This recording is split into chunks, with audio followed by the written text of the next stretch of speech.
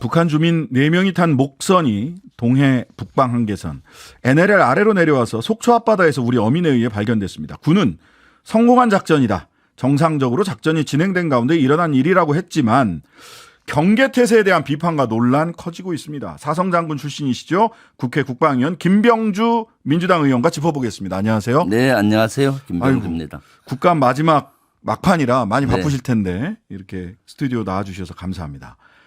자, 목선을 타고 내려온 북한 주민들은 귀순 의사를 밝혔다고 합니다. 오늘 뭐 조선일보, 동아일보 이런 데 보면 자유를 찾아 남하했다라고 해서 굉장히 잘된 작전이었다. 뭐 이런 취지의 기사들이 나오는데 이번 과정 전반적으로 어떻게 보셨습니까? 이번 실패한 경계 작전이 성공한 작전으로 둔갑된 희대의 사건으로 보입니다.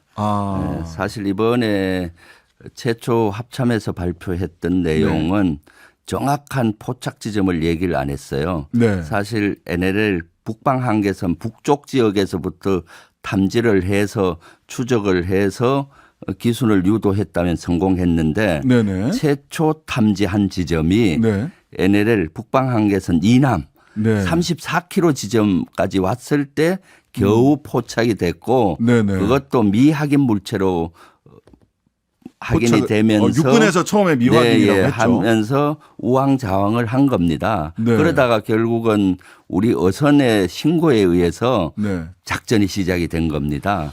그러니까 이것은 경계 작전의 실패면서 육군과 해군의 연계된 합동 작전의 실패이기도 하죠. 그리고 또 이것도 이렇게 뭐 육군하고 해군이 성공한 작전을 했다라고 얘기를 하는데 막상 신병을 확보한 건 그 목선과 신병을 확보한 건 해경이더라고요. 네, 그렇죠. 이건 또 왜 해경이 가서 하게 된 그러니까 겁니까? 이제 어선에서 신고가 들어가니까 우리 어선에서. 네, 우리 대한민국 어선에서 바로 옆에 이상한 배가 있다 그리고 사람도 있다 그런 신고가 들어가니까 어업 통제소에서는 네. 해경과 해군에 동시에 이제 알려준 것 같아요. 네네. 그런데 가까이 있던 해경은 빨리 이제 출동을 해서 해경이 먼저 현장에 도착해서 목함과 그 기순자를 접촉이 됐고요. 네. 그런데 해군은 나중에 이제 접촉이 된 거죠. 아, 그렇군요. 네. 자, 어쨌든 군 쪽에서는 특히 이종호 해군 참모총장은 국정감사장에서 동해 NLL이 400여 킬로미터에 달하는데 그 넓은 해상에서 7.5m 규모의 작은 목선을 레이더로 찾아내는 건 대단히 잘한 것이다. 이렇게 얘기를 하셨어요. 네.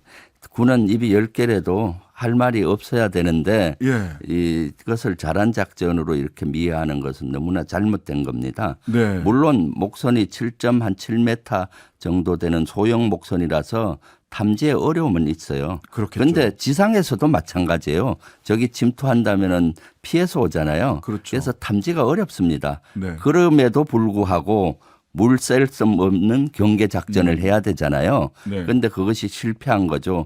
그러니까 목선에 이 NLL 34km까지 올 때까지도 깜깜이었잖아요. 네. 34km까지 오면은 보면은 최초 포착된 5시 반에서 7시까지 보니까 한 10km를 움직였어요. 그러면 한 5시간 동안 이미 북방 한계선 남방으로 내려와서 네.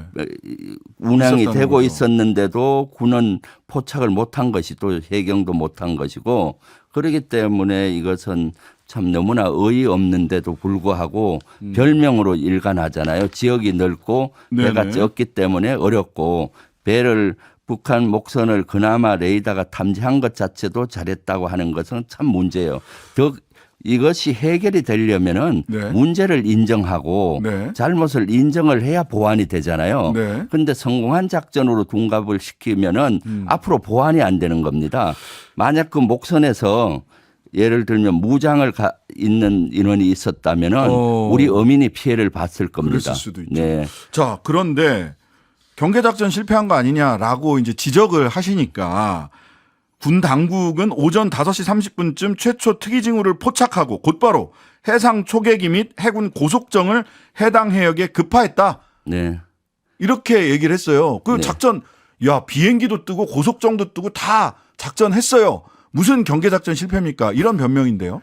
그것은 4시에 이미 이상징후가 있었어요. 이상징후. 네, 어떤 새벽 이상징후? 4시에 북한에서 단속정이 네. 막 움직이는 활발한 징후가 있었습니다. NLL 위쪽에서. 이쪽에서 북한의 여러 가지 단속정이 움직이는 정황들이 있어서 네. 해군이 좀 긴장을 하면서 경계를 강화한 상태였는데도 불구하고 네. 이러한 사태가 일어난 거죠. 그런 상태면은 이상한 물체 하나라도 집중해서 해야 되잖아요. 예. 그랬을 때 5시 반에 육군에 있는 레이더 사이트에서 이상 물체가 있다 네. 하고 해군의 연락 장교를 통해서 알려주면서 해군 레이더에 잡은 거 있느냐 했더니 예. 해군에서는 없다 하고 더 이상 행동을 안 한 거예요. 이미 4시에 북한의 단속정이 움직이고 하면은 그 상황이면 해군에서는 P3기라든가 또는 고속정을 레이더에서 발견된 이상 물체 지점에 보내서 예. 작전을 해야 되는 거죠. 예. 그리고 또 육군도 마찬가지입니다. 예. 6시 반에 또 열상 장비로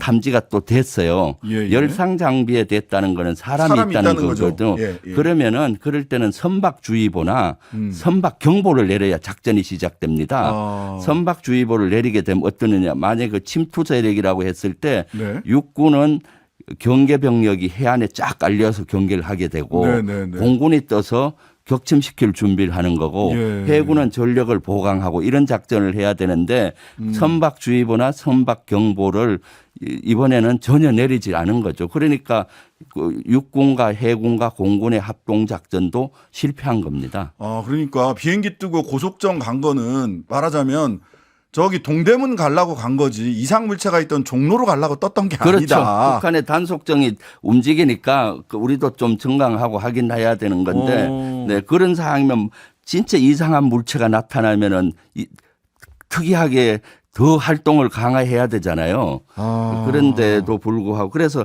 이미 4시부터 이상 징후가 있었는데도 이렇게 못 밖에 찾았다. 조치를 못했다는 것은 아니 근데 네. 그게 제일 저는 육군에서는 어쨌든 간에 레이더에 이상 물체가 있다 이상 징후가 있다라고 해군에 통보를 했는데 왜 해군은 그 이상 징후를 직접 확인을 안 한 건가요? 그러니까요. 그렇게 거기가 제일 되면은 이해가 안 가는데요. 네, 그러니까 서로의 합동 작전이 이루어지지 않은 거죠. 네. 평소 같으면 이상물체라고 하면은 조금 더 확인될 때까지 해군 얘기는 더 확인될 때까지 기다렸다고 해요. 네네. 그러니까 이상물체가 미확인 선박으로 확인 정도 되면 의아 선박으로 확인된 작전을 네네. 하는데 기다렸다고 하는데 이미 4시부터 징후가 있었잖아요. 북한의 이상 징후들이 단속정이 NLL 막 북쪽에서 북한 단속정이 막 왔다 갔다 했다. 하면은 그런 것들에 대해서 가도하리만큼 조치를 해야 되잖아요. 그렇죠. 누가 네. 혹시 월남하나 또 무슨 네. 일이 있나 그렇죠. 혹시 네. 단속정이 NLL 남쪽으로 내려오는 건 아니야 뭐 이런 등등등 해서 네. 아래를 좀 튼튼히 했어야 될 것 같은데 자 근데 또 이런 비교를 합니다. 문재인 정부 때도 삼척항 4년 전에 귀순 사건 때 대기 귀순 네. 결국 항구에까지 들어와서 저 귀순했는데요 라는 것까지 있었는데 뭘 그걸 이렇게 민주당에서 비판을 하냐 당신 때도 잘못하지 않았냐 이제 이렇게 얘기를 합니다.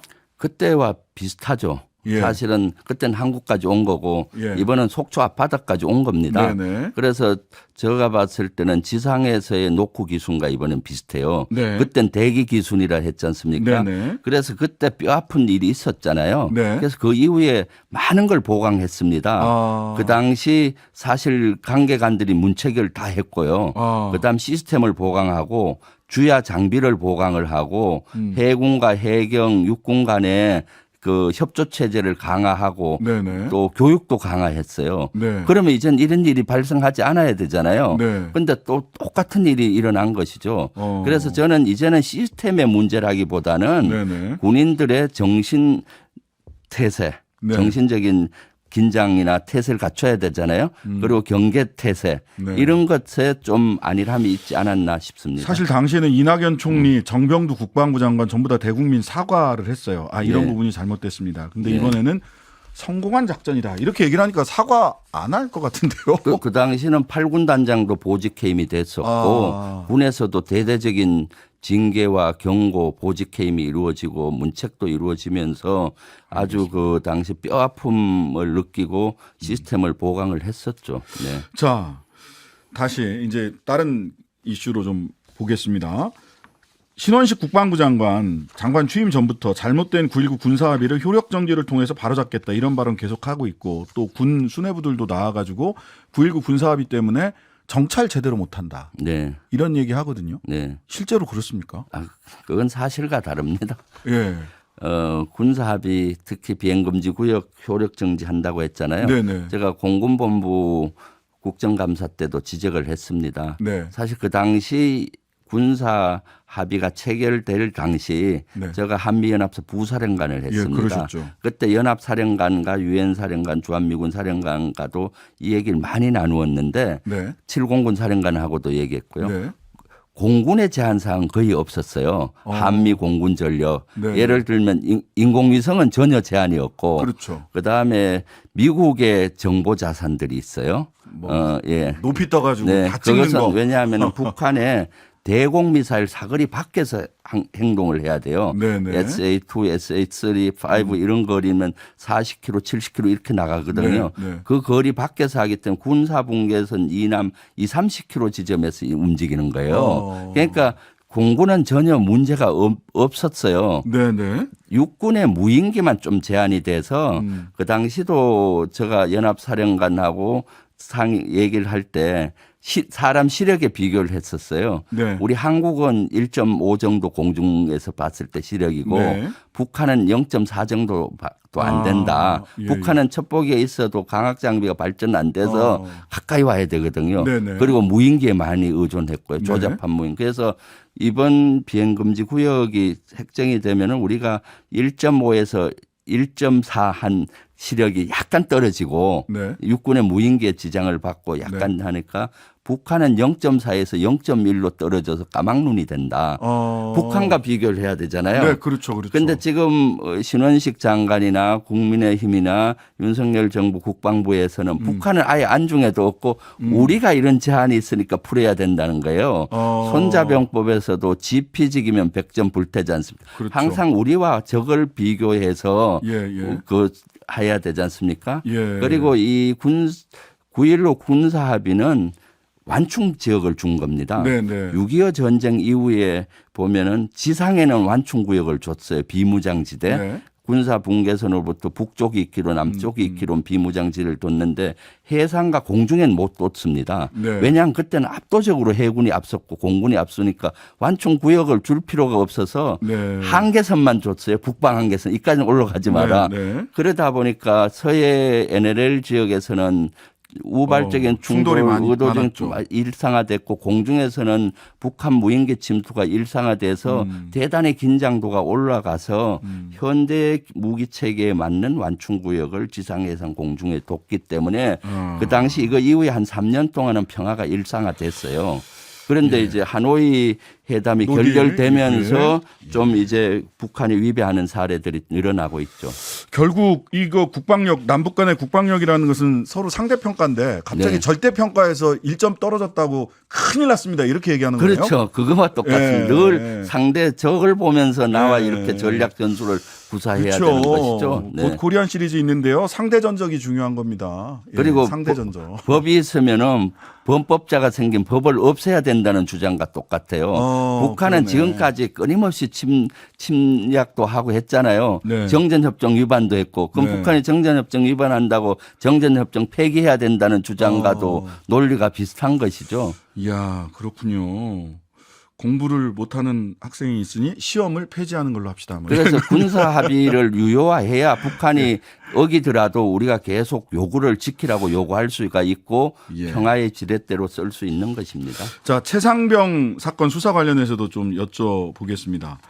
고 최수근 상병과 함께 급류에 휩쓸렸다가 구조됐던 해병대원이 전역하자마자 임성근 해병대 1사단장을 공수처에 과실치상으로 네. 고소했습니다. 네. 이 사건 어떻게 보고 계십니까? 참 저는 좀 이례적이긴 한데 이 전역한 병사가 얼마나 억울하고 네. 그럼 이랬을까 또 그리고 사단장의 리더십이 얼마나 형편없었으면 이랬을까 해요. 네. 그 병사 전역한 병사의 성명서를 읽어봤을 저도 때 꼼꼼히 다 봤습니다. 네, 그 최상병에 대한 미안함 그리고 또 이러한 후에도 보면은 꼬리 자르시기식으로 중대장 대대장을 잘라버리고 네, 진작 물속에 들어가라고 했던 지휘부는 책임지지 않는 모습에 분노했고요. 네. 그래서 이러한 책임을 묻지 않으면은 앞으로 또 이런 일이 일어나겠다 그렇죠. 해서 이번에 고소했다 하잖아요. 네. 저는 충분히 이해하고 잘했다고 생각이 듭니다. 네. 알겠습니다. 그 홍범도 장군 흉상 교회 이전이요.